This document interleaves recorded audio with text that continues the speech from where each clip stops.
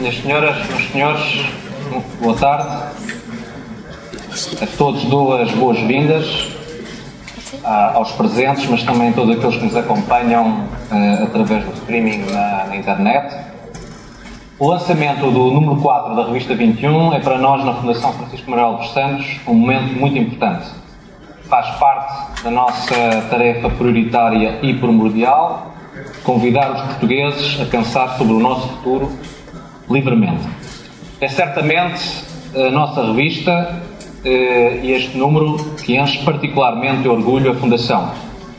Existimos para prestar um serviço público a Portugal, informar factos, promover ideias, fomentar o debate público, e a revista 21 precisamente faz parte desse serviço público. Gostaria de começar por cumprimentar o Presidente Jorge Sampaio, Presidente da Câmara Municipal de Lisboa, Presidente da Câmara Municipal do Porto, que em boa hora se associaram ao nosso evento. Estou certo que o debate que vamos ter será extremamente estimulante. Agradeço também a presença das demais autoridades que nos vão acompanhar neste evento. Cumprimento Alexandre Soares Santos, Presidente do Conselho de Curadores da Fundação Francisco Manuel dos Santos. Foi a sua visão estratégica e a sua preocupação com o futuro dos portugueses que levou à gênese da nossa Fundação.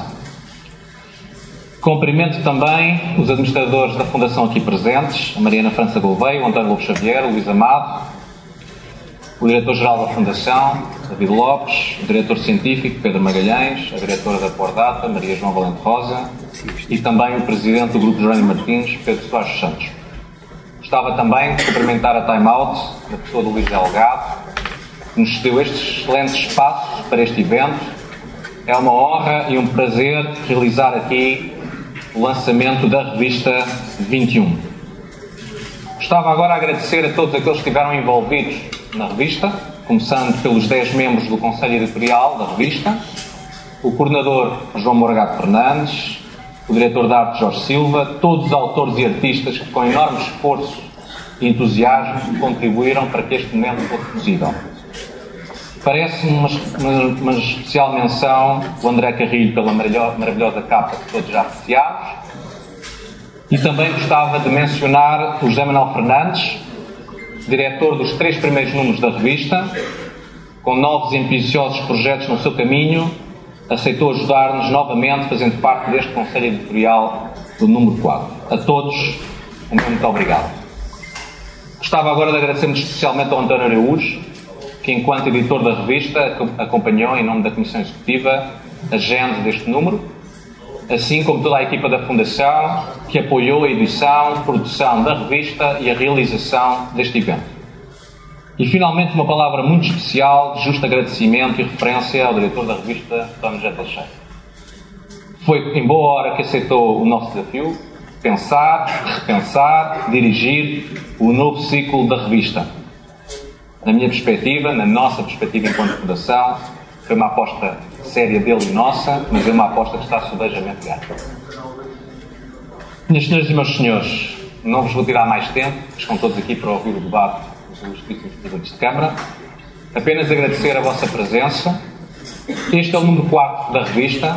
É uma revista que fala das cidades, fala do nosso presente, fala do nosso futuro comum. Enfrentamos desafios, com ela descobrimos opiniões e procuramos soluções. É para isso que a revista foi pensada, é para isso que a revista aqui está. Uma revista de ideias, elas aí estão.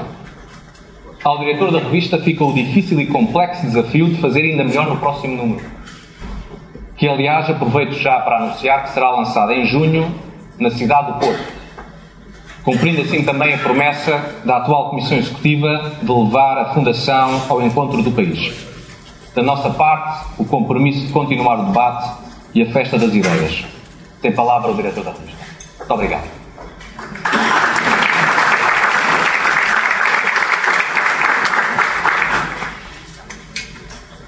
Boa tarde a todos. Muito obrigado por terem vindo. Começo por um agradecimento à Fundação Francisco Manuel dos Santos pelo convite para este desafio. Lembrar que foi das pessoas do António Barreto, Nuno Garopa e António Araújo que foi colocado um convite. Ficou também uma questão na minha atividade profissional. Por isso também devo um agradecimento ao Grupo Empresa e à SIC por ter possibilitado o desenvolvimento desta tarefa temporária e acho que é interessante que a Fundação tenha, na sua ideia relativamente à revista, a possibilidade de convidar várias pessoas que, durante um ciclo, poderão dar o seu contributo à orientação da revista. Portanto, este foi um trabalho para mim muito desafiante, que permitiu regressar a lides que já tive na imprensa e regressar ao papel, ao cheiro do papel, e isso para mim foi muito, muito agradável. Muito obrigado à Fundação, muito obrigado pela liberdade que usámos para fazer esta revista, e isso, obviamente, nos tempos que correm, é um valor muito importante. Esta é uma publicação independente, convém sublinhá-lo, está nos seus estatutos. É uma publicação interessada no debate público, interessada na liberdade, na democracia, na igualdade de oportunidades, no pluralismo e no mérito. Isto são valores que, obviamente, partilho e são valores que devemos sublinhar nesta altura. E por isso, nesta medida, investimos na exposição de ideias contrastantes, originais, que estamos convencidos que podem ajudar os cidadãos a desenvolver o seu sentido crítico. Esta revista 21, Ter Opinião, passa agora, a partir deste número, a ser uma revista semestral. Como disse Nuno Garopa há pouco, o próximo número 5, vai sair em junho. Esse foi também um dos desafios que nos foi colocado e que, obviamente, vamos honrar. Este número, o número 4, segue-se aos Dias Inquietos, é um número centrado na liberdade, o outro na Europa. Desta feita, procurámos ancorar a nossa abordagem na cidade, no urbano, nesse tal conceito de esponja de que gosta de falar o geógrafo Álvaro Domingos, que, aliás, escreveu neste número, e que, enfim, nos alerta um pouco para a complexidade que é hoje olhar para a cidade como algo distinto do resto do território, num tempo e numa realidade que hoje é bastante mais complexa e bastante mais mesclada, digamos assim. Vivemos, e essa é uma realidade dos dias de hoje, em boa parte do mundo, também em Portugal, vivemos maioritariamente em cidades. Em 1950, menos de um terço da população mundial vivia em espaços urbanos. Em 2050, de acordo com as previsões das Nações Unidas, essa taxa subirá para os 66%. E este foi o ponto de partida precisamente para esta revista, para esta abordagem multidisciplinar. Como nos estamos a preparar para gerir estas enormes urbes? É uma das perguntas que colocámos outras. Como se vive em grandes metrópoles, como Tóquio ou como São Paulo, que têm em comum Montemoro Novo, o Rio de Janeiro? Como é que o cotidiano de uma cidade como Lisboa, em que convivem zonas históricas, bairros de realojamento, condomínios de classe média alta, como é que tudo isto convive entre si? Fomos ao encontro aqui neste concelho da Amachoeira e encontramos uma realidade que é interessante para refletirmos, para vermos como convivem pessoas de origens e naturezas diversas. Mas quisemos também saber que cidades vamos ter nas próximas décadas, como estão a ser planeadas, que respostas têm os urbanistas, os arquitetos, como interagem as novas redes virtuais com as redes sociais habituais e as de sempre, como lidamos ou como podemos lidar com baixa taxa de natalidade, como lidamos com o envelhecimento, o crescente envelhecimento da população, que se reflete também na vida da cidade, como podemos potenciar o turismo, e estamos numa cidade, Lisboa, mas poderíamos estar a falar do Porto, em que o turismo é uma oportunidade muito importante, e como é que podemos apostar no turismo sem sacrificar a autenticidade, a qualidade de vida da cidade. E, finalmente, o problema que não é menor e que nos ocuparemos a seguir, peço desculpa pela paciência que vos submeto para falar deste número, mas como é que se coloca hoje a governação da cidade, os seus autarcas e as pessoas que intervêm no contexto urbano.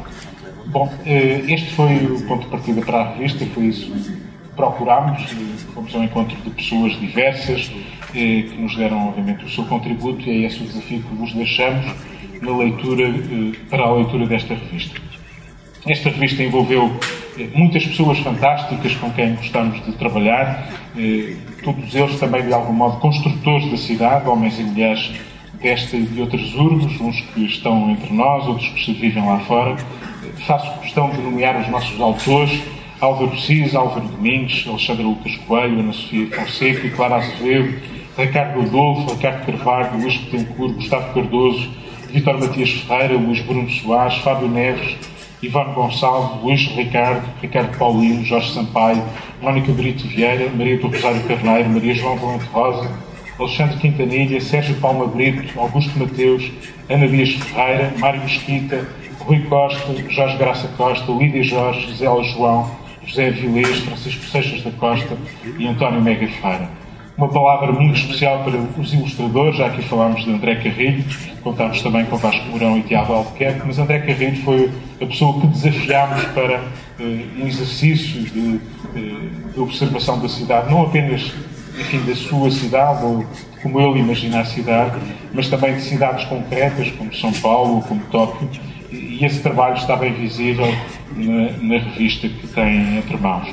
O André Carrilho é hoje um dos valores também do cosmopolitismo de que nos orgulhamos, um homem também de cidades várias, espalhadas pelo mundo, e um homem de que nos orgulhamos muito pelo seu trabalho, pela sua disponibilidade, e portanto isso está bem visível não apenas na capa, mas também no interior da revista. Já agora acrescento que vamos disponibilizar, a quem estiver interessado, 2 serigrafias que reproduzem 2 trabalhos do André Carrilho a propósito da revista 21 e das cidades. Palavras muito especiais também para o Conselho Editorial, que nos auxiliou muito nesta tarefa, para o Jorge Silva, diretor gráfico, para o João Morgado Fernandes, grande cúmplice nesta aventura. Foi com todos eles que nós trabalhámos e fizemos a revista que está aí. António Costa, Rui Moreira, os convidados para esta sessão, por texto desta revista sobre a cidade. Não vou apresentá-los, apresento a Câmara de Lisboa, apresento a Câmara do Porto, começo por si, Rui Moreira, que se deslocou propositadamente do Porto. Agradeço esse esforço. Iremos ao seu encontro de 7 em junho, quando fizermos o próximo ano. O que é que me toca mais numa cidade, Rui Moreira? Boa noite. Me toca mais nas cidades de hoje são as suas a diversidade das suas quadrículas e ao mesmo tempo a forma como essas quadrículas podem ser encaixadas, apesar de tudo. A diversidade que hoje em dia está tão em risco. Nós quando hoje olhamos para aquilo que é o mercado, para aquilo que vamos comprar uma camisa, vamos comprar um casaco, antigamente mandávamos fazer e havia muito mais variedade. Hoje em dia há marcas para tudo, as coisas estão mais ou menos classificadas. Se eu chegar a Milão ou chegar a Londres, encontrarei provavelmente as mesmas coisas que encontro na Avenida da Liberdade.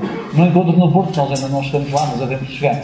Mas quando olhamos para as cidades esta diversidade das cidades é extraordinária. E se fizer a pergunta concreta em relação ao Porto, sim, o que é que o toca mais no Porto?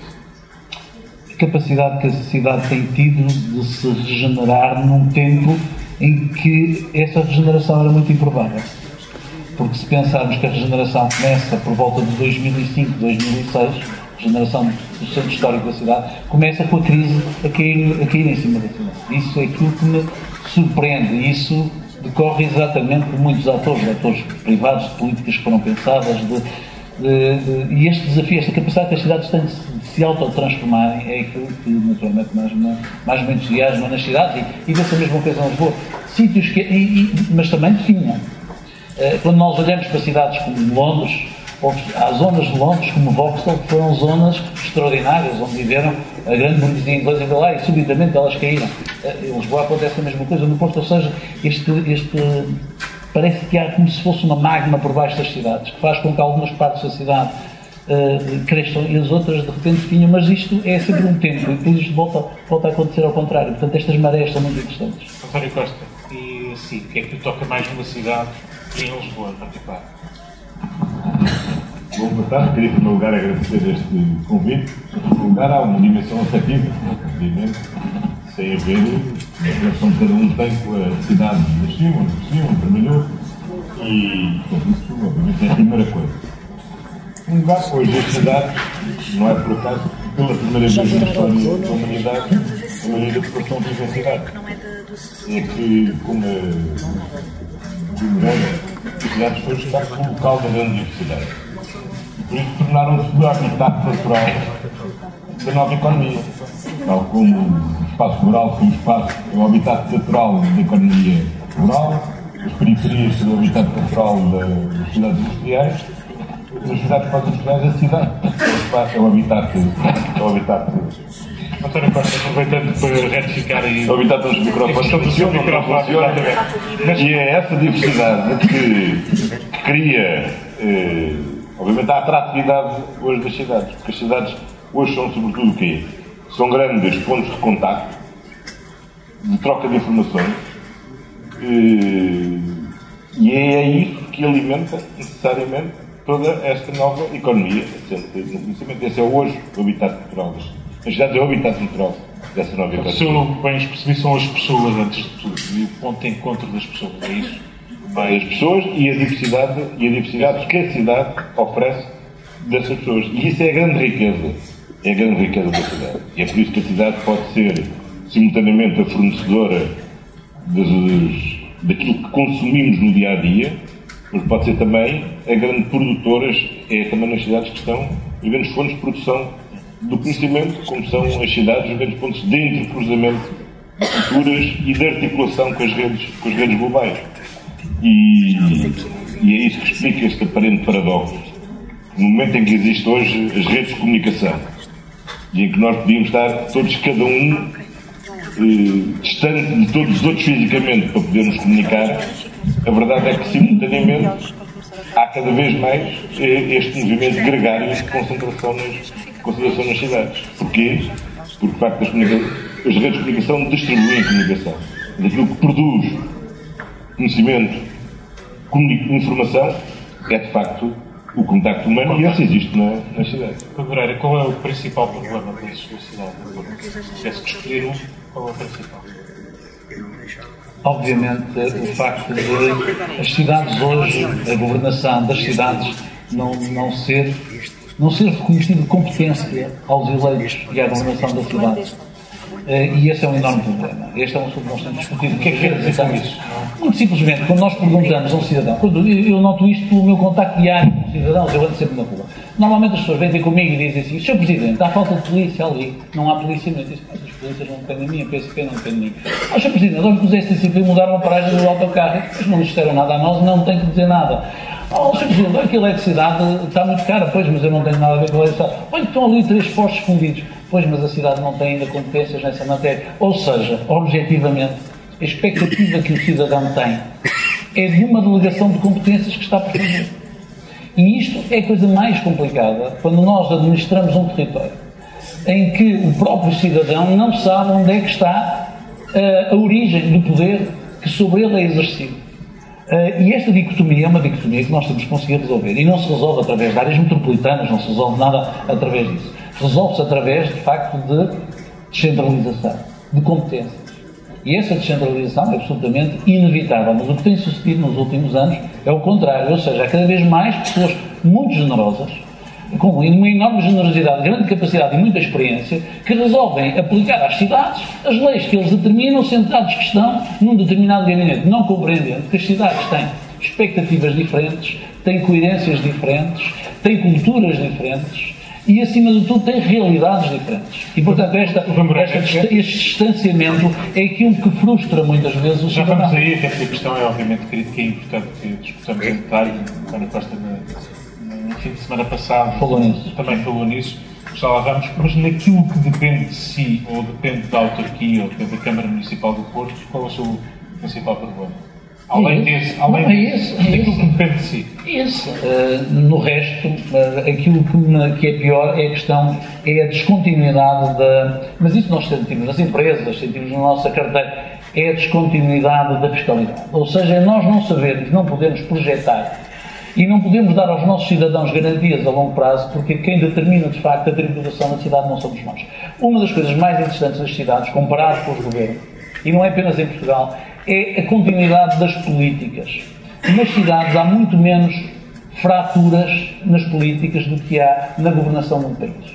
Não é um problema geral das cidades europeias. O António Costa, quando chegou, não rasgou tudo aquilo que estava a ser feito. Eu, quando cheguei ao Porto, também não. Claro que aproveitei o que achava que estava bem. E depois, o que está menos bem ou está mal, a gente tenta endireitar. É o contrário da política dos governos. Mas isto, para ter efeito, é preciso que o cidadão que pode ser o cidadão que é o trabalhador, que trabalha na Câmara, mas que pode ser a pessoa que está desempregada, ou pode ser a pessoa que vive num bairro social, mas também é o comerciante ou é o empresário que sinta que esta continuidade política reflete também uma continuidade relativamente à relação que ele tem com o Estado, do qual o município faz parte.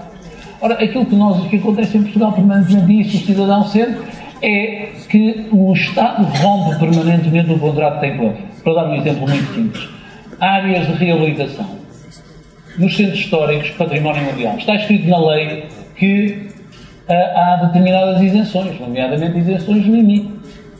Aquilo que acontece é que as finanças, há cerca de um ano, porque no Orçamento Geral do Estado surgiu lá uma coisa qualquer que não é perfeitamente claro, começaram a mandar a todos esses cidadãos contas de IMI e faturas. É evidente, a Câmara Municipal do Porto imediatamente sentou-se com a Câmara Municipal de Guimarães, com a Câmara Municipal de Évora, juntamos, escrevemos ao Ministério e dizemos assim: epá, vocês desculpem lá, mas estas pessoas compraram estas casas convencidas que havia uma isenção fiscal. Do Ministério das Finanças não recebemos carta, não conheço a senhora Ministra das Finanças, não escreve.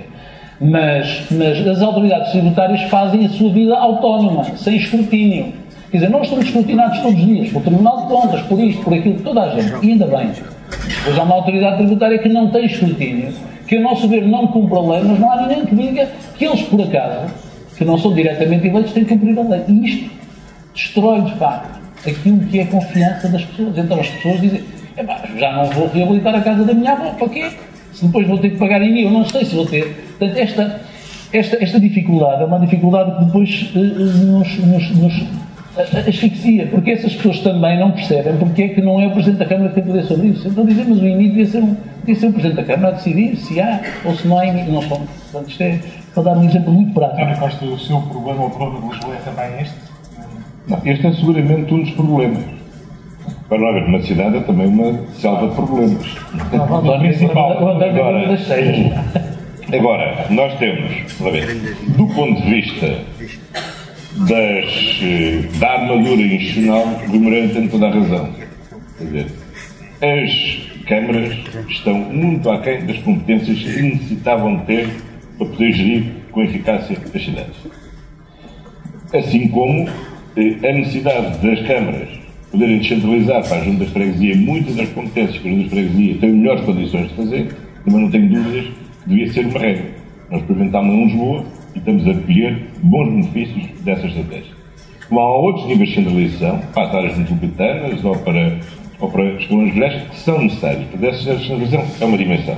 Agora, o grande desafio estratégico que a cidade de Lisboa assumiu é a inversão da tendência demográfica que temos tido dos anos 60 até 2001.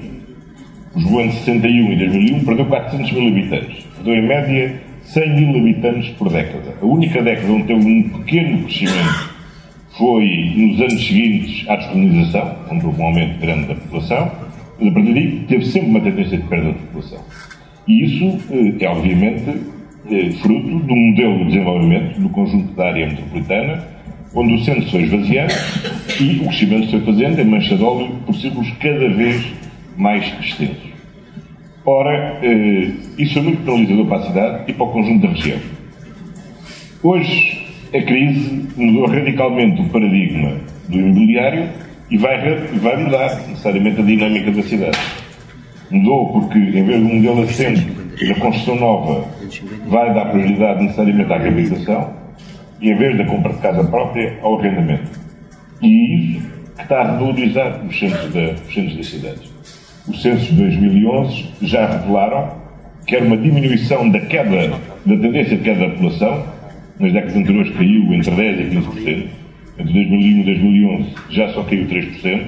Mas houve, sobretudo, uma diferença muito importante. É que, pela primeira vez desde os anos 60, houve um aumento do número das famílias a residir na cidade. E esse é um dado, aliás, o dado mais importante. Porque quando comparamos população, nós temos que ter em conta que as famílias hoje têm uma dimensão completamente diferente da dimensão que as famílias tinham nos anos 60.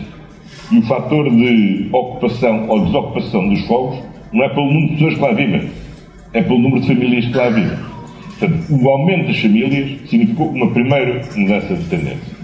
Portanto, o que o Plano Estratégico da cidade diz é que nós temos que criar um triângulo virtuoso com o objetivo de termos mais pessoas, mais empregos e melhor cidade. Só uma melhor cidade é que atrai pessoas e atrai empresas. Só vem mais pessoas se houver mais emprego, mas também só há mais emprego se houver mais pessoas. Portanto, é este triângulo dos todos que nós temos de funcionar. E esta é a questão central e estratégica que se coloca à cidade de Lisboa, dando a prioridade à reabilitação, a melhoria da qualidade de vida no centro da cidade, o equipamento na cidade, o tornar a cidade um espaço mais agradável, mais familiar, mais convivial, uma cidade onde possa haver espaço para as crianças, é absolutamente fundamental para uma cidade que nesta trajetória foi envelhecendo e hoje tem mais de 25% da sua população com mais de 65 anos de idade. Aquilo que temos verificado é que, como a cidade de Lisboa foi crescendo por acrescentos sucessivos do rio em direção ao norte, nós temos verdadeiros ciclos geracionais. Em 2001, o censo dizia-nos que as freguesias com maior percentagem de população mais idosa eram as do casco histórico da cidade. Em 2011, estas já são aquelas que registram maior rejuvenescimento em toda a cidade. E as mais idosas são as que se colocam em todo o eixo das avenidas novas, em particular a do Planalto de Alvalade. Porquê? Porque as do casco histórico houve um ciclo biológico que se encerrou, os que eram mais idosos, muitos partiram, e há nova população que foi ocupando este espaço. A mais idosa está hoje, enfim, na zona onde vive. E é um ciclo, não é? Que a nossa geração, a maioria da nossa geração, fez telheiras, não é? Portanto, daqui a 30 anos, Telheiras será seguramente a zona mais envelhecida da cidade. O Moreira lançou a questão da descentralização e da necessidade que se senta dessa mesma descentralização para uma melhor governação dos concelhos, das cidades. Parece um tema que não vejo ninguém que se levante, não vi ao longo destas últimas décadas, se levante contra a descentralização. Porventura, a regionalização pode ter outro tipo de reações, mas descentralização, este governo quer fazer descentralização, os partidos que têm assento parlamentar e os que não têm assento parlamentar, não me lembro alguma vez de se terem manifestado contra a descentralização. O Dr. Jorge Sampaio, que nos honrou com a sua presença aqui, que também na revista dá a sua opinião sobre esta matéria, fala da necessidade de um novo contrato de administração do território. O que é que o Rui Moreira defende em concreto? Porquê é que isto acontece? Estamos todos de acordo sobre a descentralização. Há assim tantos modelos em que é que divergimos. Este governo também quer fazer a descentralização, desafiou, aliás, os partidos da oposição, já vamos ao António Costa, para também participarem nesse esforço, nessa responsabilização. As pessoas podem todas dizer que querem descentralizar o país, mas a cada governo sucede um novo governo. Sempre chega um governo, ao fim de algum tempo, concluo que este é o governo mais centralista que nós tivemos. Depois vem um novo e chega à conclusão que este é o mais centralista. Porquê? Porque a razão tem a ver, há uma forma em Portugal distorcida de olhar para aquilo que são as sinergias. Todos nós vivemos num mundo em que sabemos que é preciso criar sinergias, mas com as novas tecnologias as sinergias não implicam uma concentração do poder no mesmo espaço. Aliás, um pouco o que o António Costa estava a falar. Também aqui é um bocado um paradoxo. De facto, com as novas tecnologias nós conseguimos facilmente, nas empresas, no mundo empresarial, nós temos a nossa cadeia de decisão espalhada geograficamente sem nenhum problema, estando mais próximo daquilo que acontece.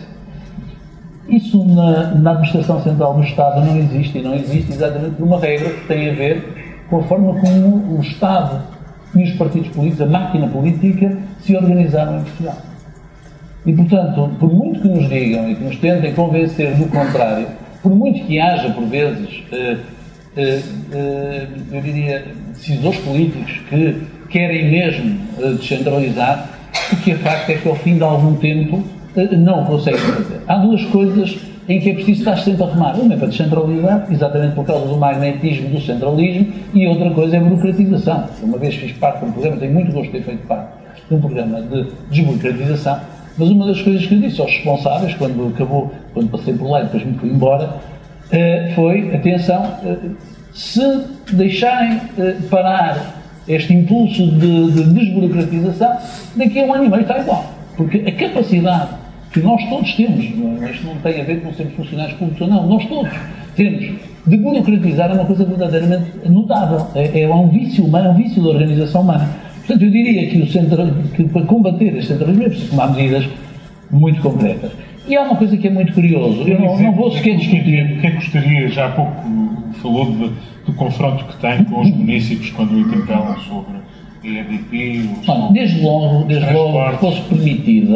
fosse permitida a cada um dos municípios que os municípios se organizassem, e para isso existe a Assembleia Municipal, que devia ter mais competência, desde logo, mas que os municípios se organizassem de acordo com aquilo que são as necessidades. Eu não consigo compreender, tenho muita dificuldade em compreender porque é que há de haver um senhor sentado alguns numa secretária que há de determinar que o Presidente da Câmara tem um chefe de gabinete, tem 2 adjuntos, mas ele e o chefe de gabinete e os adjuntos têm que dividir entre si uma secretária. Não é secretária de Madeira, uma secretária. Ainda não é secretária. Ainda não é secretária de Madeira. Por exemplo, isto, reparem bem. É evidente que eu não sei se isto funciona noutros municípios ou não. No meu tem que funcionar porque eu tenho que cumprir a lei. Mas isto, que me digam assim, a cidade do Porto só pode ter 7 direções municipais. E, portanto, a cidade do Porto é tratada como uma cidade. Depois dizem-se, não, mas atenção, porque a Alfândega da Fé pode ter 3 direções municipais. Quer dizer, desculpem lá, o país ensandeceu, porque a realidade de uma cidade não tem a ver com esta forma de governação. E isto impede, de facto, para quem tem experiência empresarial, como eu tenho, não é normal eu chegar a um grupo empresarial que tem 200 e tal milhões de euros de faturação, objetivamente, não é? Tem 3.200 funcionários e subitamente dizer assim, o organigrama está definido por lei. Não só os FIAs cada vez ganham menos, porque ganham menos, porque entendeu-se que o funcionário público tem que ser um proscrito. Eu outro dia discutia, já agora com um membro da oposição, porque é que nós recorremos a escritórios de advogados externos. Eu disse, olha, porque eu quando quero admitir advogados, só lhe posso pagar 1.300 euros, mais coisa, menos coisa. Há de entender que eu, para ter casos, como tenho casos de litigância de 8 milhões de euros, tenho alguma dificuldade em arranjar advogados competentes que queiram trabalhar na Câmara Municipal do Porto por 1.200 euros. E, portanto, esta lógica é uma lógica absolutamente perversa e eu não percebo porque é que aqui os municípios não devem ter a capacidade, naturalmente, de poderem fazer a sua governança, se cumprirem com as regras. Porque depois o problema é assim, dizem lá, não, atenção, isto é um perigo, porque os presidentes de Câmara são os tipos esquisitos. Aliás, quer dizer, quando uma pessoa vê o Ricardo Araújo Pereira, ele normalmente imita o Presidente da Câmara, que até fumava charuto. Portanto, são todos iguais. Aquilo é mal, é tudo farinha do mesmo saco. E, portanto, como é farinha do mesmo saco, não se pode confiar neles. Como não se pode confiar neles, temos que impor aqui umas regras bestiais. E as regras bestiais são as regras de nos tratarem todos da mesma forma. O que é que isso leva? Não só impede a boa governança, como faz uma coisa pior, é que desresponsabiliza o eleitor. Porque o eleitor diz assim, ao fim e ao cabo, tanto faz eu votar em quem quer ter um governo competente, como votar em quem depois deixe contas por pagar. Porque ele não se sente também responsabilizado. Portanto, esta desresponsabilização é que vai levar, no final, a que seja preciso fazer alguma coisa. E há uma coisa que me surpreende muito, sabe? Eu não queria muito falar de regionalização, porque é um tema prescrito, é um tema proibido, porque eu acho que é muito mais importante descentralizar. Mas há uma pergunta que eu ainda não consegui encontrar quem me responda. Quando a Troika apareceu por cá, parece que nunca falou em descentralização, nem falou em regionalização, mas é curioso, esteve na Grécia e obrigou os gregos a descentralizarem e a regionalizarem. Eu não sei se os gregos o conseguiram fazer, mas há qualquer coisa nisto que, no mínimo, é suspeito. Então, porquê é que não nos disseram a nós?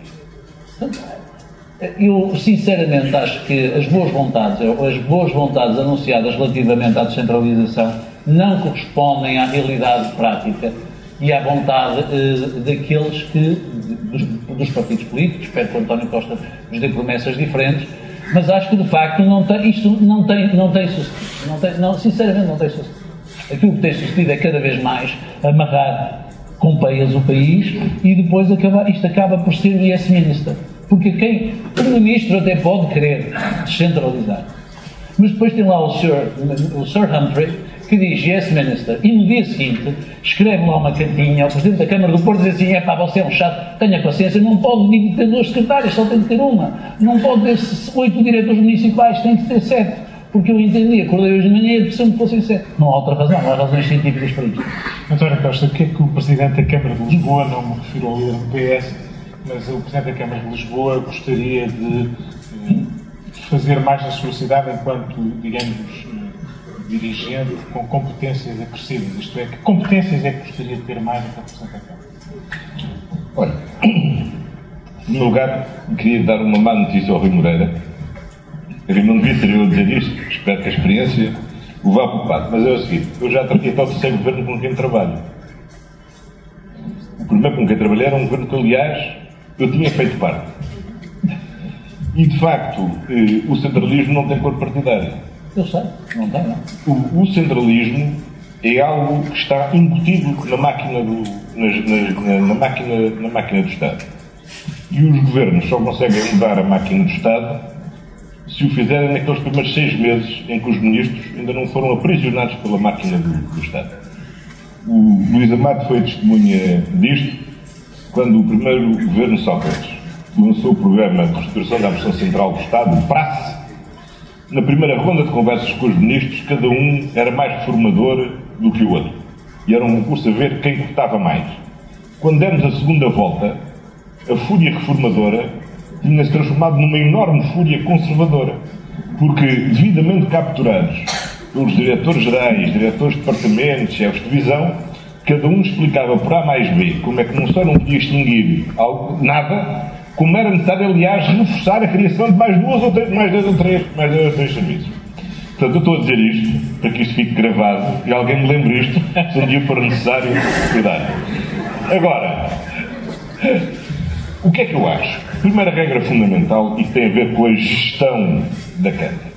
A única coisa que o Estado tem de exigir e impor aos municípios, que é aquilo que resulta da solidariedade que todos têm que ter em matéria de gestão das finanças públicas, são os limites de endividamento. E aí é que o Estado tem que ser rígido e implacável com os municípios. Agora, a partir daí, os municípios devem poder ser livres de gerir os seus recursos. O que é que o Estado tem a ver se, como disse o Rui Moreira, nós temos 7 direções municipais ou 10 direções municipais? A orgânica das câmaras, aliás, deve ser sempre ajustável em função do programa que é para nós prioritário relativamente a um determinado mandato. Durante anos, a Câmara de Lisboa não tinha nenhuma direção municipal que se ocupasse da economia da cidade. Houve um momento em que percebemos que uma das funções centrais da Câmara era dedicar-se à economia da cidade. E teve que montar um serviço vocacionado para tratar da economia da cidade. Agora, isso implicava fechar algum outro? Bom, porventura não. Continuamos a ter que recolher o lixo, continuamos a ter que ter habitação, continuamos a ter que ter espaços verdes, continuamos a ter que ter educação. Se calhar temos mesmo que ter mais um serviço sem extinguir nenhum. Ou não. Quer dizer, mas isso tem que ser uma decisão dos órgãos autárquicos. E depois os cidadãos, ao fim de 4 anos, julgam. Governámos bem, somos premiados. Governámos mal, somos castigados. A minha pergunta é também a outras competências. Por exemplo, os transportes. Quer Lisboa, quer Porto. Já vou. Portanto, primeiro, tem a ver com a vida do próprio município, da orgânica do município. Nem isso, verdadeiramente, nós gerimos. Nós, agora, nem sequer o horário do pessoal parece que temos liberdade para fixar. Temos liberdade para contratar. Temos liberdade para despedir. Mas não temos liberdade para desfixar o horário. Quer dizer, isto é uma coisa que é absurda. Como é que alguém pode gerir uma empresa se não tiver a liberdade nem de fixar a remuneração, nem de gerir o horário? O que é isso da gestão do pessoal? Portanto, agora, competências relativas à cidade. Bom, para mim, os 2 aspectos mais essenciais que eu tenho insistido têm a ver com a gestão dos transportes públicos e com o policiamento do trânsito. Eu não me cansarei de dar este exemplo. Eu já fui Ministro da Administração Interna. Quando era Ministro da Administração Interna, tinha às minhas ordens a Divisão de Trânsito de Lisboa e a Divisão de Trânsito do Porto. Como devem imaginar, espero que imaginem, a última preocupação de qualquer Ministro da Administração Interna de bom senso é saber se na Avenida 5 de Outubro ou se na Rua Santa Catarina está algum carro mal estacionado. Mal vai o dia em que o Ministro da Administração Interna se anda a cantar com estas coisas. Pelo contrário, infelizmente, tem que estar nas 3 primeiras prioridades de qualquer Presidente da Câmara saber como é que decorre o trânsito na sua cidade. Ora bem, nem o Presidente da Câmara de Lisboa, nem o Presidente da Câmara do Porto, nem o Presidente da Câmara de Lisboa, nem o Presidente da Câmara do Porto têm qualquer competência na gestão de divisão de trânsito da PSP de Lisboa, do trânsito da PSP de Lisboa ou do Porto. Mas, neste caso, até já houve uma resolução do Conselho de Ministros, quando foi feita a reforma das Forças de Segurança em 2007, prevendo a descentralização para a Câmara do Porto e para a Câmara de Lisboa das duas divisões de trânsito. Houve uma mudança de governo, ou melhor, houve uma mudança no governo, nem foi de governo, foi uma mudança no governo. O novo ministro entendeu de uma forma diversa e todos os outros ministros têm entendido de uma forma diversa. O ministro Miguel Macedo teve quase naquela reunião que estivemos, quase a chegar a um acordo. Que já me lembro bem, não era a divisão de trânsito, mas havia matérias como o estacionamento que passavam a ser só a Câmara a tratar. Bom, mas o ministro caiu, já não fechámos o acordo e já creio que já não vamos fechar. Não. Com este governo já não vamos fechar. Este é um absurdo. Os transportes públicos é a mesma coisa. O que é uma cidade se não a gestão de fluxos? E o fluxo principal implica a mobilidade das pessoas na cidade.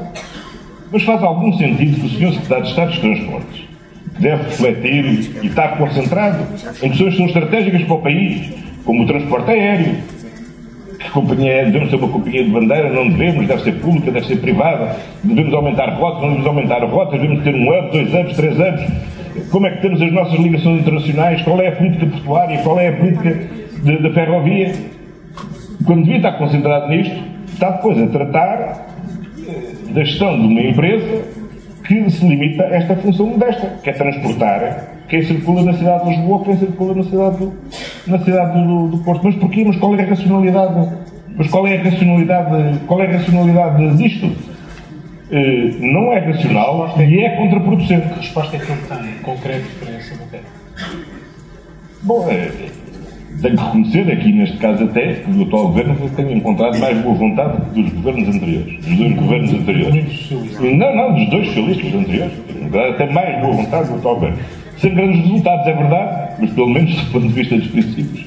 Há maior abertura e preparam-se até agora para dar um passo importante, que é a transferência das chamadas autoridades metropolitanas de transportes para as áreas metropolitanas. É um passo positivo. Mas, por exemplo, em matéria de concessão da carris do metro e dos STCP, quer dizer, o conflito em que isso está a ser feito com as duas câmaras principalmente interessadas só pode conduzir ou ao fracasso da privatização ou ao desastre da operação. Porque é evidente que se alguém tomar conta dos STCP ou do metro do Porto em conflito com a Câmara do Porto, só há uma coisa que podemos estar certo: vai correr mal para eles. Vai correr mal para a cidade, vai correr péssimo para quem comprar a empresa. Como, aliás, se alguém comprar a carris e o metro contra a vontade da Câmara de Lisboa, também pode estar certo que vai correr muito mal. Portanto, é evidente que há situações de conflito que não fazem sentido. Quer dizer, e portanto, só fazem sentido que sejam os municípios a assumir essa função.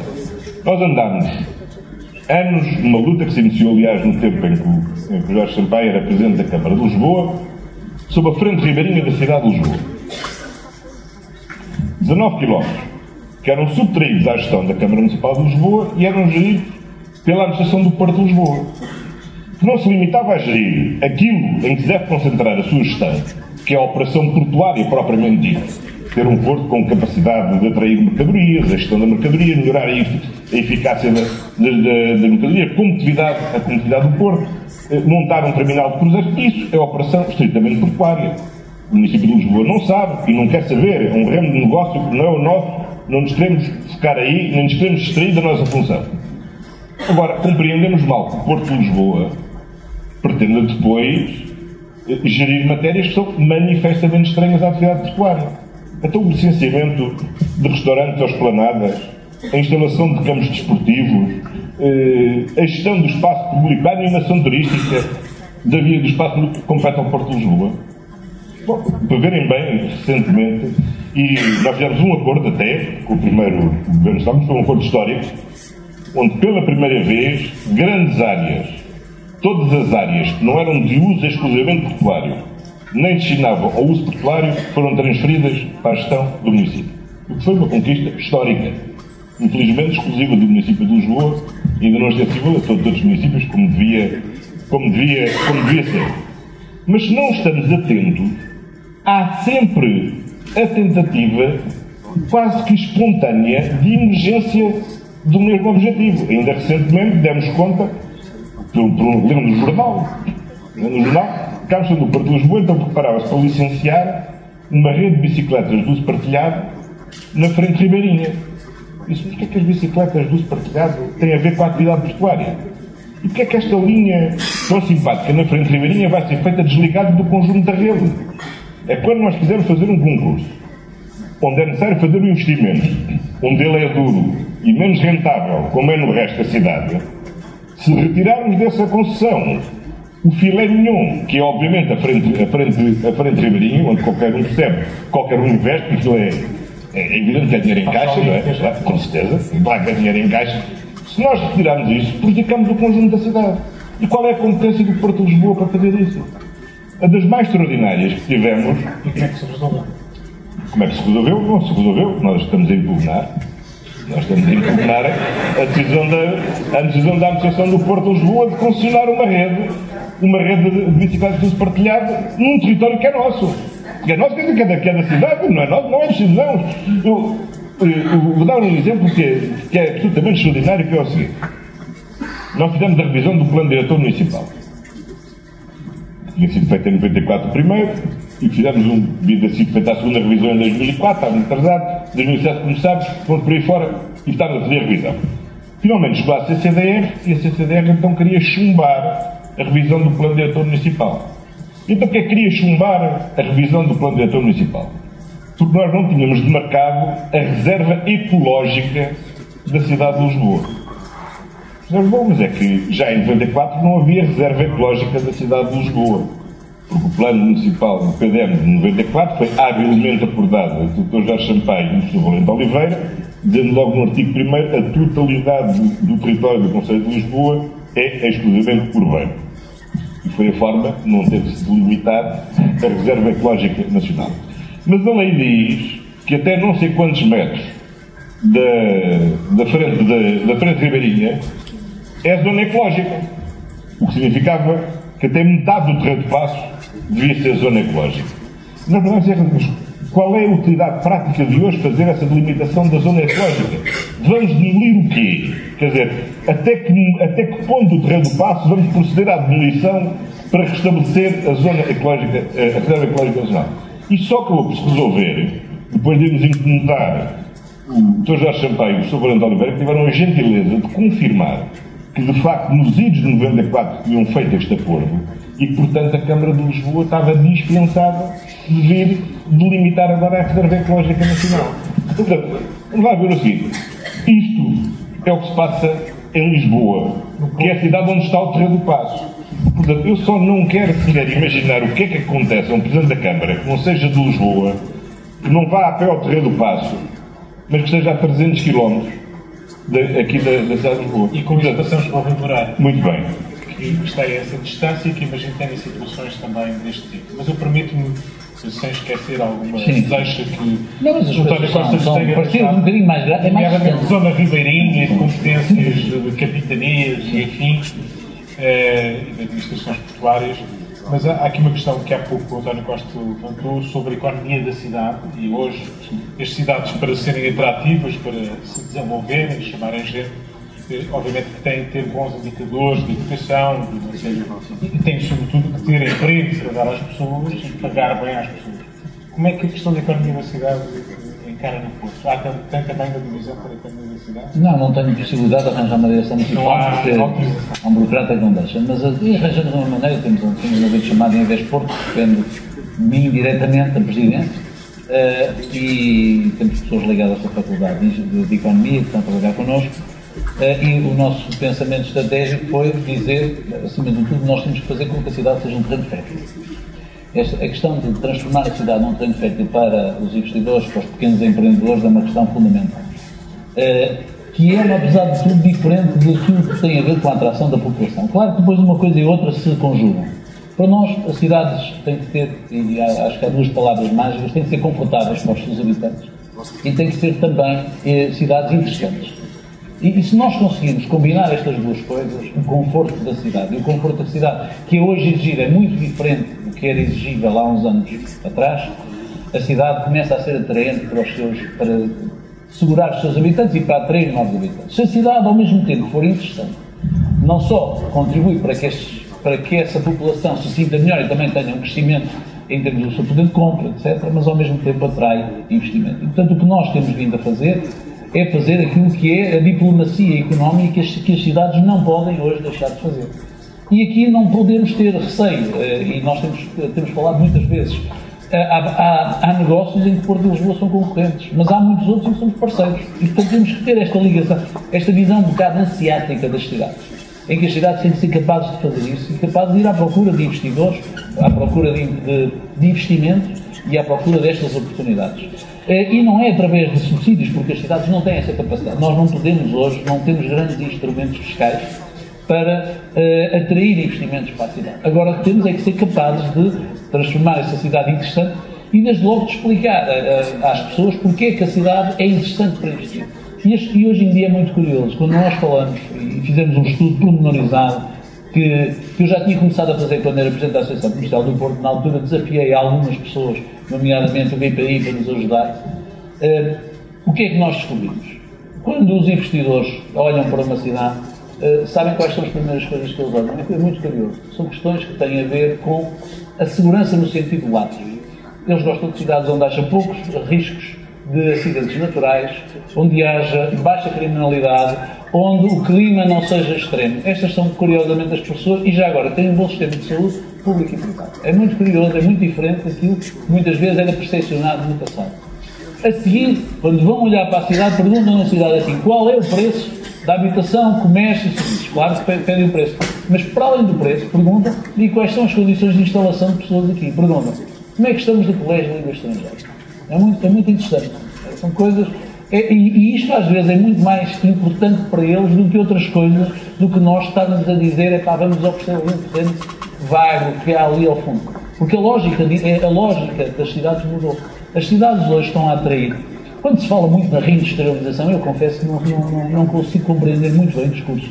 Porque nós hoje, dentro das cidades, nós já temos um conjunto de atividades que se vão desenvolvendo muitas vezes e que crescem dentro das cidades. Umas vezes que são investidores estrangeiros que chegam cá ou investidores nacionais, mas muitas vezes são startups que estão a nascer no nosso território. Eu já não gostei de dizer que aquilo é indústria, se é serviços, pouco me interessa.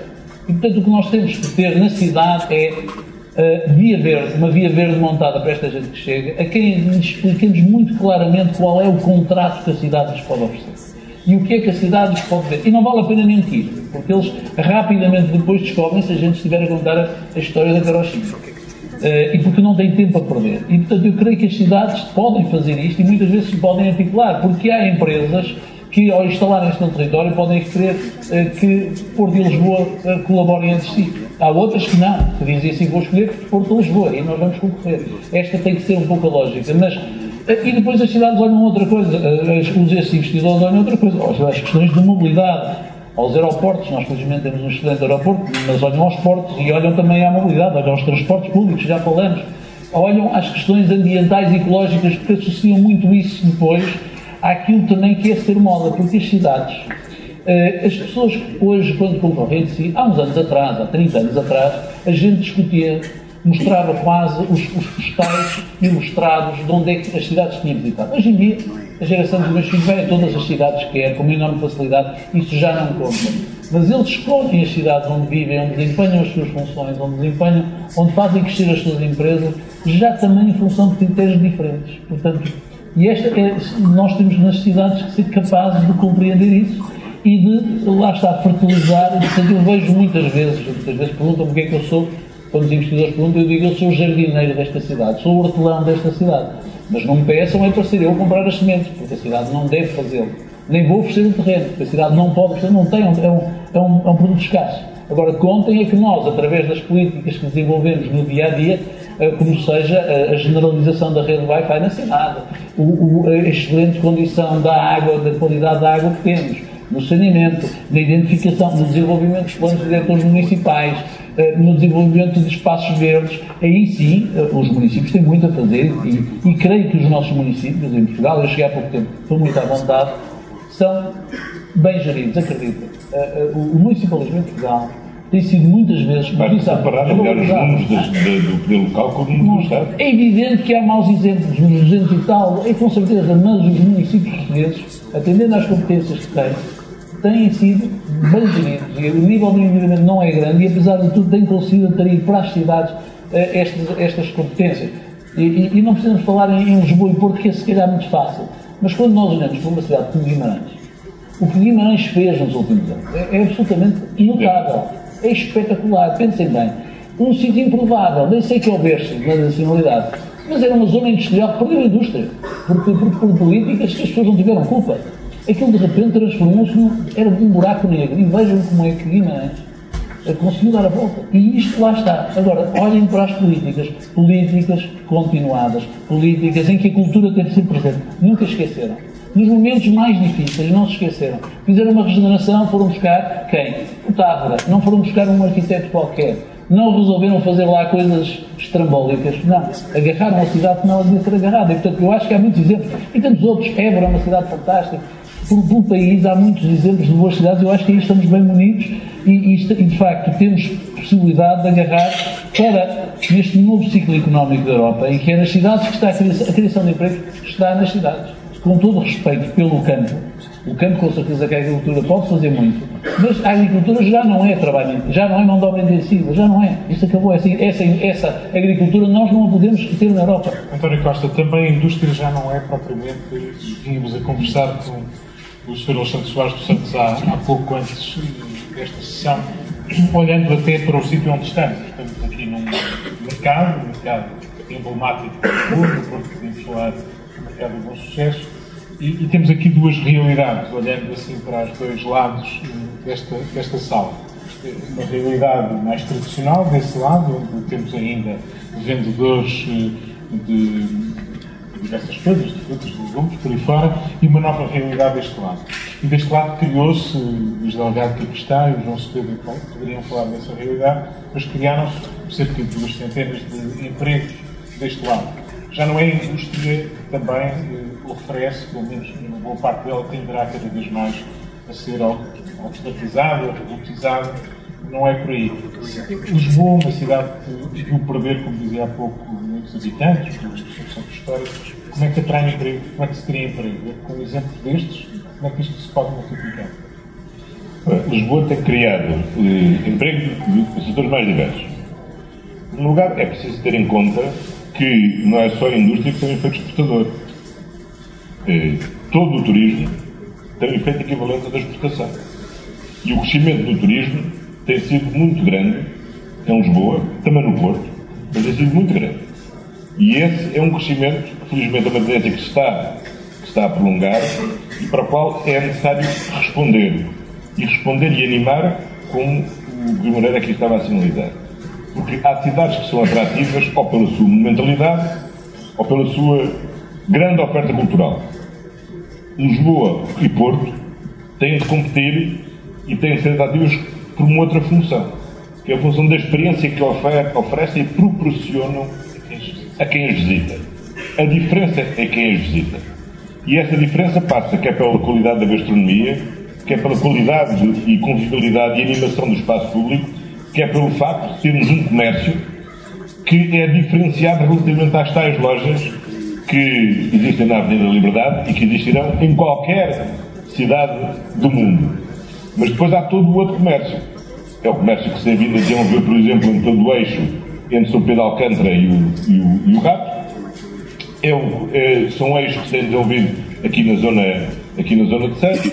Há esse comércio diferenciado que é um fator de atração. E esse comércio diferenciado é alimentado por quê? É alimentado também por um conjunto de produções muito locais e muito diferenciadoras. Nós não temos bem contabilizado a quantidade de produção industrial ou manufaturada que existe na cidade, mas é muito grande. Hoje, cada vez mais, as cidades são também locais de produção. Segundo lugar, as cidades são locais de encomenda e exposição e de distribuição de produção industrial um pouco por todo o mundo. De todo o mundo e em todo o país.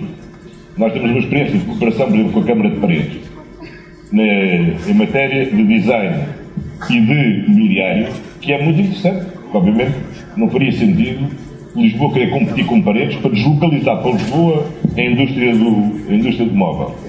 Mas, obviamente, Lisboa oferece uma plataforma de projeção da indústria do móvel de Paredes que seria absolutamente irrealista Paredes querer localizar em Paredes. Portanto, cada vez mais esta parceria, o trabalho em rede entre municípios de diferentes funções vai ser cada vez mais necessário. Nesta experiência diferenciadora, os mercados estão hoje a ter uma grande revitalização. Não queremos fazer concorrência a quem patrocina a Fundação. Mas estão a ter uma revitalização grande. Aqui, este mercado, hoje tem mais vida, ocupando metade do espaço, do que a vida que tinha quando a outra metade do espaço não estava a ser animada, nem este local nem estava a ser atraída nova população e novos clientes dos mercados pelo programa da Time Out. Também não está a acontecer em Campo de Rico. Há outros mercados, como que nós os dois frequentamos, de Alvalade, que é em si uma força muito grande.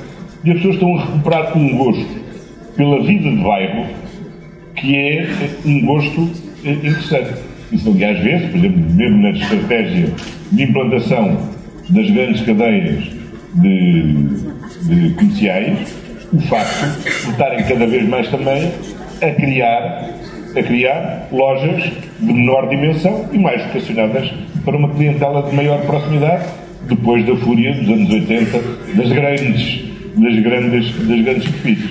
Portanto, há aqui uma nova experiência relativamente às cidades, que é melhor. O que é que nós temos vindo com o programa das startups quando arrancámos com ele?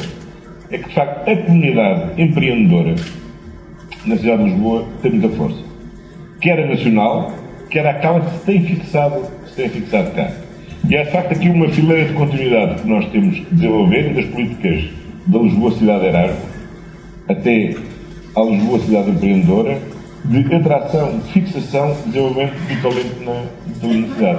E essa é a chave para as cidades do... Moreira, uma questão que o turismo tem sido... Agora, há uma coisa que só queria pedir, mas é, há uma realidade que nós temos valorizado pouco, mas que é muito significativa hoje na economia nacional e na economia da cidade, muito, que é o número de empresas multinacionais que se têm fixado nos últimos anos em Lisboa, no chamado nearshoring, e no apoio como plataformas de serviços comuns de grandes empresas multinacionais.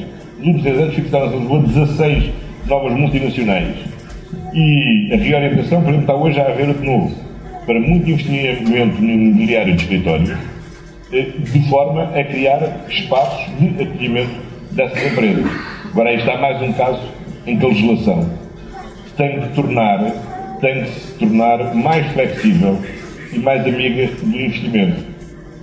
Porque hoje, cada vez mais, as empresas procuram espaços que possam moldar no seu interior, em função das suas necessidades e à plasticidade da forma como se vão reorganizando, do que terem propriamente edifícios muito compartimentados que pré-condicionam a própria organização das empresas. E, portanto, porventura, cada vez mais as regras vão ter que as regras urbanísticas vão ter que incidir muito sobre o impacto no conjunto da cidade, as volumetrias, excessos, etc. Mas, cada vez menos, do meu ponto de vista, relativamente às normas que espartilham a plasticidade que no interior dos edifícios têm que ter para se poder ir readaptando aos novos usos que vão tendo. E se nós queremos ter cada vez mais reabilitação e cada vez menos construção nova, nós temos que ter condições para, no interior das construções já pré-existentes, podermos reinventar os usos com outra agilidade. Moreira, o turismo é uma das atividades da economia relevantíssimas e importantíssimas e que ajudaram a mudar muito o face quer do Lisboa, quer do Porto. os efeitos perversos que a avalanche de pessoas que vão correndo às cidades podem ter na qualidade de vida, digamos, dos habitantes que se sentem de algum modo, ou podem se sentir de algum modo invadidos, é uma questão que se pode colocar para o Porto, por exemplo? Pode. Claro que nós ainda não estamos nesta fase, mas há zonas da cidade em que nós já temos essa preocupação. Ou seja, o que é que o turismo, qual é o efeito perverso do turismo se ele não for devidamente tratado? É o facto do turismo poder expulsar as populações autóctones de determinadas áreas da cidade, que depois de expulsas perdem o seu contacto com aquela realidade. E, ao mesmo tempo, essa parte da cidade, ao fim de algum tempo, passa a ser uma Disneylândia. Pode continuar a ter lá os prédios. A Ribeira, sem as pessoas da Ribeira, não é a Ribeira que nós hoje conhecemos. Será uma coisa muito engraçada, continuar a andar lá para lá ter uns barcos de cabelo, o Mário Ferreira continuará a fazer os seus passeios, toda a gente estará muito sossegada. Agora, aquilo não será a Ribeira, porque aquela zona da cidade é feita de pessoas que, ao longo de gerações, ali viveram. E que são ainda por cima os resistentes, porque são os resistentes que ficaram lá quando o Porto desapareceu do Douro para ir para Leixões. E, portanto, nós temos que ter algum cuidado, e estamos a fazer um trabalho, que a Câmara Municipal do Porto neste momento está, não vende edifícios naquela zona, estamos a fazer reabilitação desses edifícios, utilizando para isso recursos que decorrem da extinção da fundação do Centro Histórico, exatamente para conseguirmos que essas casas sejam salvaguardadas. Como casas municipais são alugadas, não se trata de habitação social, a preços controlados, alugadas àquelas pessoas que já lá estavam, pessoas que lá querem viver. Se nós deixarmos que aquilo vá para o mercado subitamente, as guest houses, os hotéis, a hotelaria ligada ao turismo, o comércio ligado ao turismo, subitamente tomam conta daquilo e, portanto, aquilo que pode ser uma coisa aparentemente simpática, chegou à água, mas depois nós podemos morrer por causa de uma inundação que nós não temos. Este equilíbrio é um equilíbrio que tem que ser feito. As cidades têm estudado muito, sei que o António está muito atento a isso em Lisboa. Em Barcelona, por exemplo, como sabem, ao pé da Generalitat, proibiram os autopullmans, aqueles caminhões. Não pode haver. As pessoas que quiserem meio têm que ir a pé, porque chegaram a uma altura que aquilo, a autoria do militar, o presidente Artur Mas, cheguei lá e fiquei muito admirado, perguntei se havia alguma greve dos autocarros. Ele disse, não, nós, que a cidade de Barcelona proibiu, e bem. Portanto, vejam bem, aquilo era tal a pressão sobre o centro histórico de Barcelona, tiveram que o fazer. Nós, hoje em dia, começamos a ter um problema. Por exemplo, temos ao contrário de Lisboa, que tem um terminal marítimo, a Gara de Alpedra, que é aqui, praticamente em cima da cidade, os nossos chegam pelo Porto de Leixões e, subitamente, chegam hordas de autocarros, de turistas que querem todos visitar as mesmas coisas. Isto coloca problemas terríveis. Eu, outro dia, no Natal, deixem-me só contar esta história, porque eu acho que estas pequenas histórias são o que definem a cidade. Eu faço sempre compras no Natal, como calculo, para a minha família, e é um sítio onde eu nunca deixei. Porque já ia lá com a minha avó, que é a Lelo, portanto, que é uma livraria muito bonita. Eu cheguei à Lelo e havia à porta, estavam lá uma data de senhoras com umas coisas na mão, umas bandeiras japonesas, francesas, não sei o quê.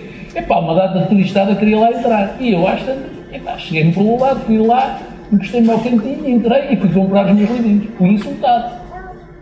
Aquelas pessoas, porque eu ia comprar livros. As pessoas estavam a ir à Lela, mas não era para comprar livros. Era entrar para ver a livraria lá, porque é mais bonita do mundo, segundo diz a plana. Qual é o problema? O proprietário da Lela, que aliás mudou agora, vendeu a cabunhada, porque não consegue ter receitas e não conseguia bloquear de novo. Deve perguntar o que diz, Sr. Presidente, é preciso a sua ajuda, precisamos bloquear.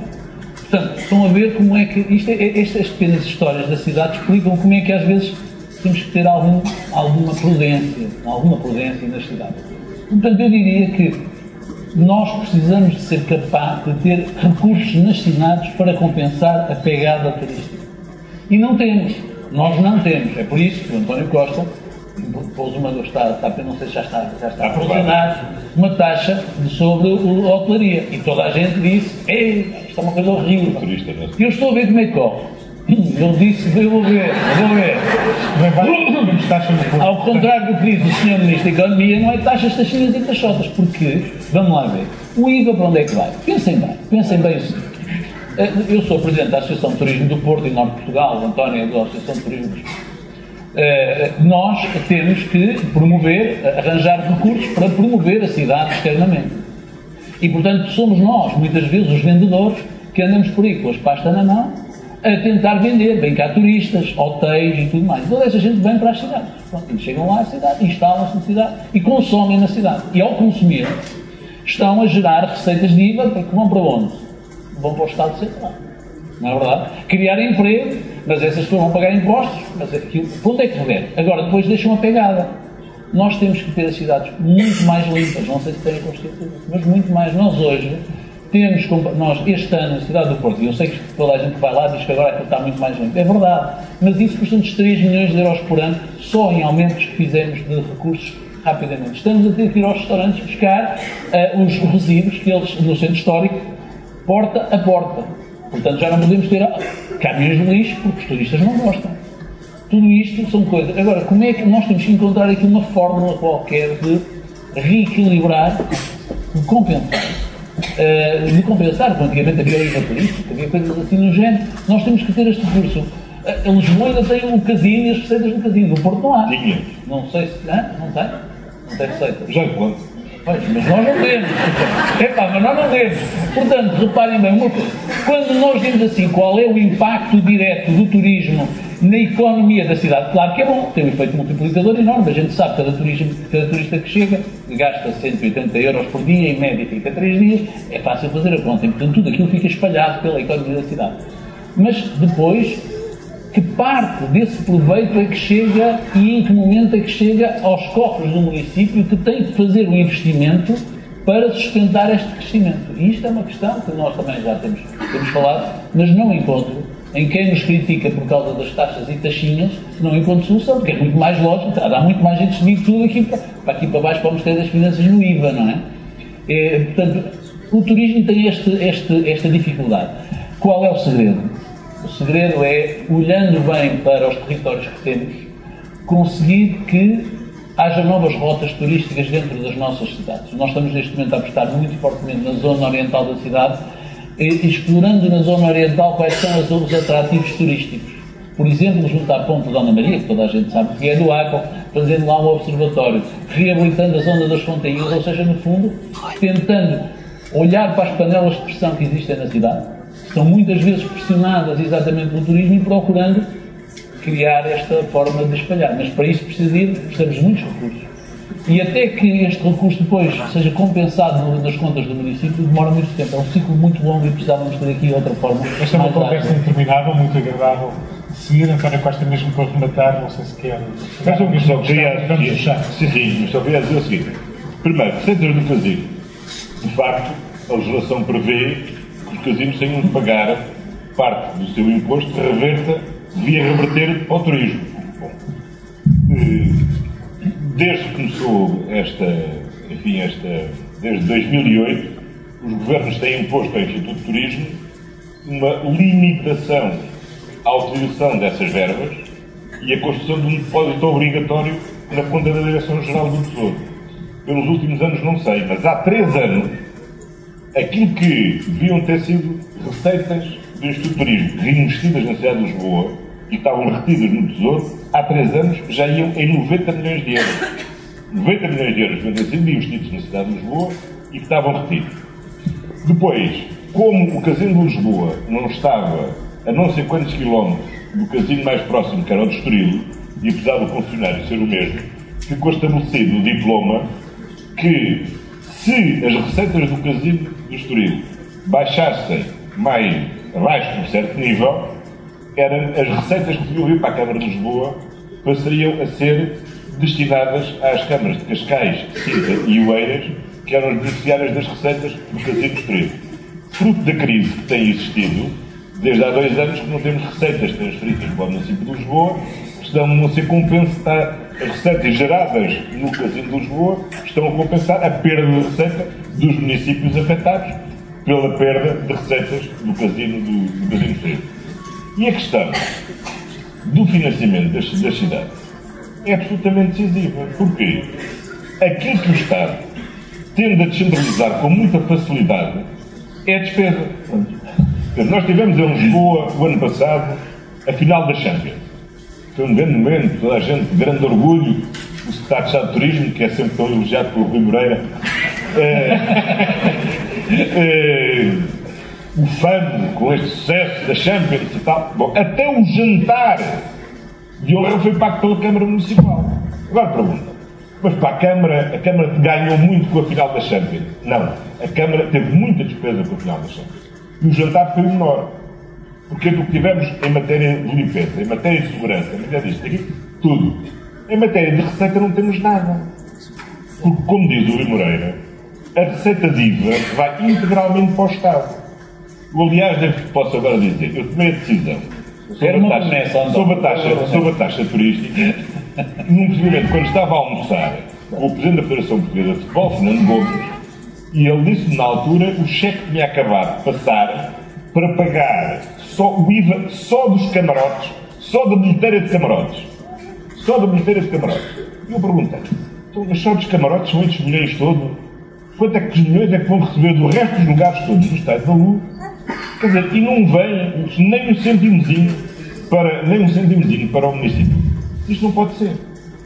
Nós, aliás, propusemos ao Estado que não queríamos taxa nenhuma e até acabaríamos com a derrama se, como era lógico, os municípios passassem a participar em parte da receita do IVA. Portugal é o terceiro país onde os municípios menos participam na receita pública. É o terceiro onde menos participam na receita pública. É Malta, e não sei bem se é a Eslovénia, se é a Eslováquia. É uma delas. E depois somos nós. Ora, a participação na receita do IVA era, aliás, um incentivo correto para os municípios. Que era um incentivo para os municípios concentrarem as suas políticas no desenvolvimento da atividade económica. Porque quanto maior for a atividade económica, maior seria a parte da receita que teriam. Era, por outro lado, uma forma de correção de uma enorme injustiça, no Porto também existe, que é o facto, por exemplo, aqui em Lisboa, nós recebemos imposto automóvel de 170 mil viaturas. 170 mil viaturas. E servimos 450 mil, que pagam o imposto automóvel nos concelhos onde os seus proprietários residem, e onde a regra, aliás, circula um pouco. No Porto tem a situação exatamente a mesma.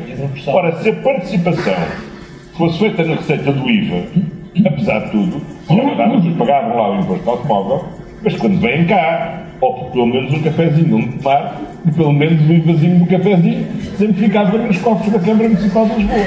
Agora, assim nada. Assim só temos despesa e não temos receita. Esta reforma do modelo de financiamento é absolutamente decisivo e, de facto, o turismo, eu insisto, tem que ser alimentado. E a taxa que criamos não é uma taxa para as receitas do município. É para alimentar um fundo que financia o plano de investimentos turísticos que foi aprovado, aliás, pelo setor do turismo, não por nós, no âmbito da Ação de Turismo de Lisboa, e que visa financiar um museu dos descobrimentos, que visa financiar o centro de congresso, que visa um conjunto de equipamentos e de melhorias na cidade que visam dinamizar o turismo. Porque, precisamente por aquilo que disse há pouco, que aquilo que torna Lisboa atrativa não é a sua hipermonumentalidade ou a grande oferta turística que tem, aquilo que tem que continuar a fazer Lisboa atrativa é ir diversificando a oferta, porque quem cá veio tem que ter um bom motivo para voltar cá uma vez, voltar cá duas vezes. E assim terminamos com esta ideia de diversidade que foi aqui iniciada no começo da nossa conversa. Agradeço ao António Costa e ao Rui Moreira nos terem ajudado a mostrar também a realidade da cidade, as suas experiências da cidade. Já agora, ao ler para esta questão do financiamento, Jorge Sampaio, nesta fala precisamente da necessidade de repensar uma possível redistribuição dos recursos públicos totais, e essa podia ser uma discussão que obviamente poderíamos ter noutra ocasião. Isto é cidade, esta discussão, esta reflexão continua na revista. Convido-vos a lê-la. Muito obrigado.